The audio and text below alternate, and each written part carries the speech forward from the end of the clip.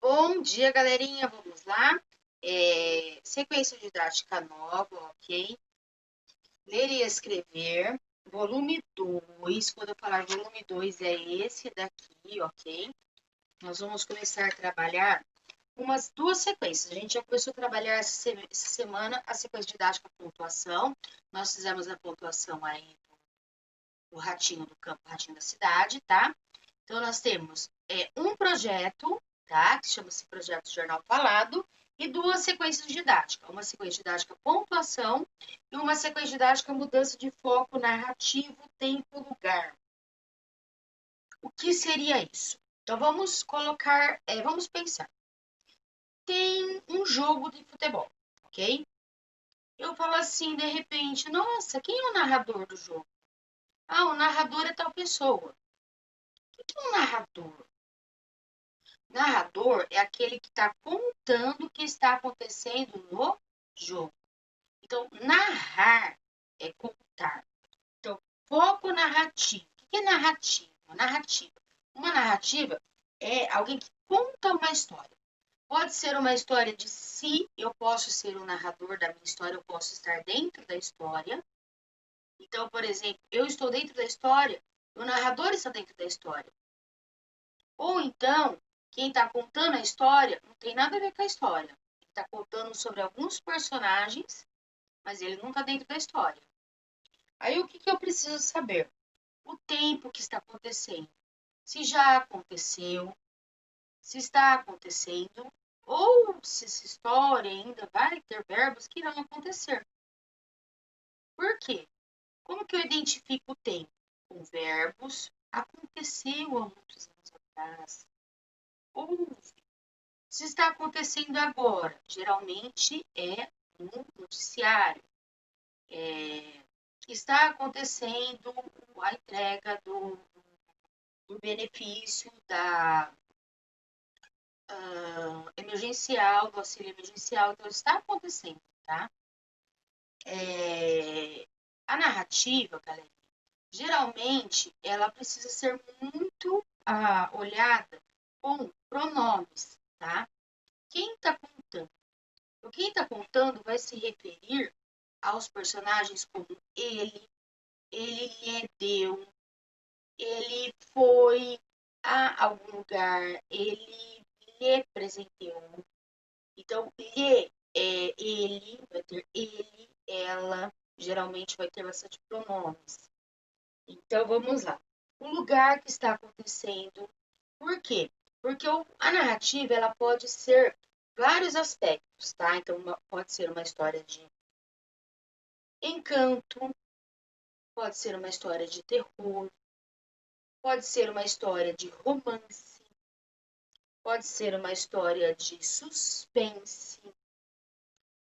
Esse lugar, ele vai determinar muita coisa do acontecimento. Porque se é num lugar de suspense, geralmente ele vai dar um ar de sombrio, né? Um ar de tensão. Se é um lugar romântico, ele já vai colocar num lugar mais adequado a ter sentimento, sensação de um sentimento de um dia de um. Então vocês estão percebendo que a narrativa ela vai trazer, ela tem que trazer consigo características. Então, cabe a quem? O narrador, ele vai colocar isso dentro do texto. Ele vai colocar essas emoções, ele vai colocar o texto dele de acordo com o que ele quer. Colocando primeiro, se o texto ele é para quê? É uma história de terror, de suspense? É uma narrativa que ele participa, não participa? Então, hoje nós vamos fazer apenas a leitura do texto 1, tá? É uma leitura compartilhada, é um conto do Monteiro Lobato, ok? Mas nós vamos voltar nesse texto 1 para fazer a análise da narrativa. Então, nós vamos voltar bastante nesses textos, depois do texto 2, para nós irmos comparando todos os elementos dessa narrativa: tempo, lugar, se o narrador faz pertence à história, se não pertence à história, Que tipo de narrativa ele está contando, se é uma narrativa com narrativa de humor, se é uma narrativa de suspense, se é uma narrativa de terror, se é uma narrativa de entretenimento. Então, vamos começar a leitura. Ó. Essa narrativa chama-se Em Férias. Então, primeira coisa, vocês entenderam o que é uma narrativa, né? Tudo aquilo que é contado, é narrado, pode ser uma narrativa oral, por exemplo, um narrador que esteja narrando um jogo, ou pode ser uma narrativa escrita. Ele está contando também uma história, ou um acontecimento. Bem, narrar é contar, ok? Vamos lá, então. Em Férias, Monteiro Lobato. Quando naquela tarde, olha lá, falando de tempo, a tarde, falando de personagem, Pedrinho, falando de onde ele voltou, da escola. Então, vamos prestar atenção, depois a gente vai voltar em tudo isso, tá? Quando naquela tarde, Pedrinho voltou da escola e disse à dona Tonica, isso é um gato, não acredito, gato, não pode agora. Acontece, gente. Meu gato não pode. Então vamos lá. Desculpa. Em férias. Só de novo.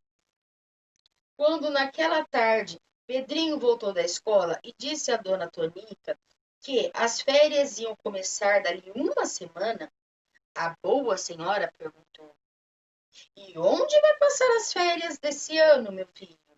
O menino riu-se. Que pergunta, mamãe! Pois onde mais, senão no sítio da vovó? Todo mundo sabe, pessoal. Nossa, só uma...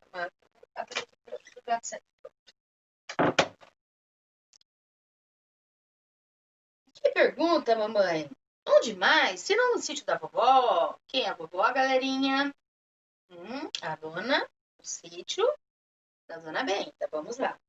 Pedrinho, que não podia compreender férias passadas em outro lugar que não fosse no sítio do Pica-Pau Amarelo, em companhia da Narizinho, do Marquês de Rapó, do Marquês de Sabugosa e da Emília. Então, e tinha de ser assim mesmo, porque Dona Benta era a melhor das vovós.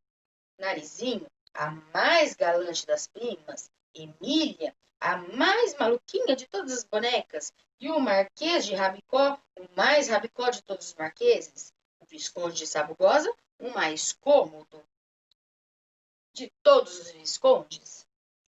E ainda tinha a tia Anastácia, a melhor quituteira, quitutes são doces, tá? Doces, crianças, tá? Quituteira de todos o mundo que existem. Quem comia uma vez os seus bolinhos de polvilho não podia nem sequer sentir o cheiro do bolo feito por outras cozinheiras.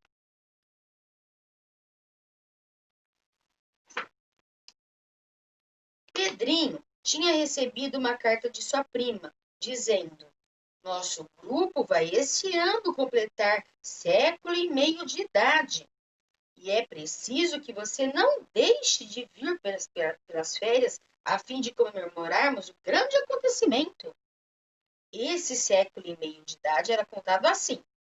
Dona Benta, 64 anos. Tia Anastácia, 66 anos. Pedrinho, 8 anos. Narizinho, 8 anos. Pedrinho, 9. Emília e o Marquês de Visconde, um cada.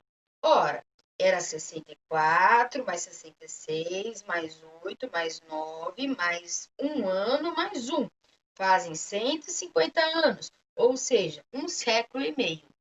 Pessoal, é que eles fazem uma brincadeira, né? Eles somam a idade de todo mundo e falam que todo mundo está comemorando um século e meio. Um século e meio, um século são 100, tá? E metade de 100 são 50, por 150 anos.